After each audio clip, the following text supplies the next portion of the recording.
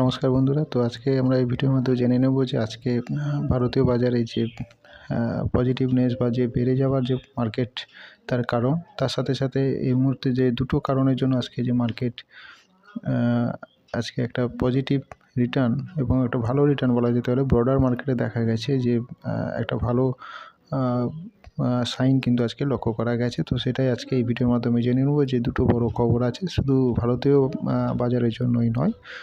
যেটা শোনা যাচ্ছে, মানে যে খবর দুটো আছে তার ফলে কিন্তু দেখা যাচ্ছে ভারতীয় বাজারের সাথে সাথে আপনার গ্লোবাল মার্কেটও আপনারা যদি লক্ষ্য করে থাকেন, এই মুহূর্তে দেখা যাচ্ছে যে আপনার ইউরোপ এবং আমেরিকা মার্কেটে কিন্তু দুটোই দেখলে আপনারা বুঝতে পারবেন যে একটা বড়সড় রকমের একটা কিন্তু পরিবর্তন, অর্থাৎ পজিটিভনেস কিন্তু লক্ষ্য করা গেছে।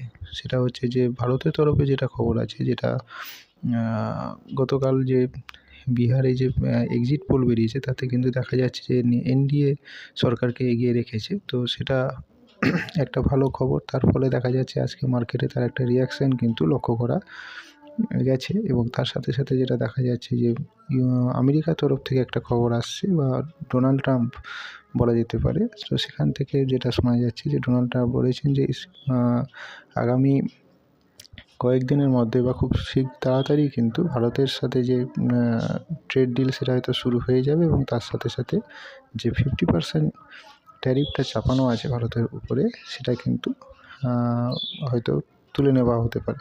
তবে এর মধ্যে কতটা সত্যতা আছে বা কতটা আমরা জানি যে ট্রাম্পের যে সমস্ত কমিটমেন্ট, সেটা কিন্তু খুব একটা ভরসাযোগ্য এই মুহূর্তে আমরা করতে পারি না ভরসা, কেননা এর আগেও বেশ কিছু ঘটনা সেটা ঘটেছে আমরা জানি। তো যাই হোক না কেন, এই খবরটা আসার পরে কিন্তু মার্কেট একটা বুস্ট দিয়েছে মার্কেটকে আজকে উপরে নিয়ে যাওয়ার জন্য।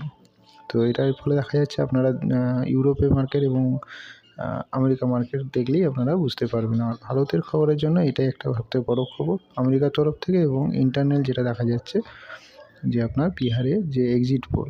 তবে আমি বলবো একটু অপেক্ষা করতে, যে এই ভোটের রেজাল্টটা নিয়ে, কারণ আগামী শুক্রবার অর্থাৎ কাল বাদে পরশুই কিন্তু আপনার বিহারের রেজাল্ট আউট হবে। যদি সেখানে কোনো রকমের এনডিএ সরকার ভালো পারফর্ম করতে না পারে, তাহলে কিন্তু মার্কেট হয়তো 2-1 দিনের জন্য আবার নেগেটিভ একটা রিটার্ন দিতে পারে। তবে লং টার্মের ক্ষেত্রে সবসময় আমি বলে থাকি যেটা, সেটা কিন্তু ভারতে আর অন্যান্য সব দিক কিন্তু পজিটিভই আছে।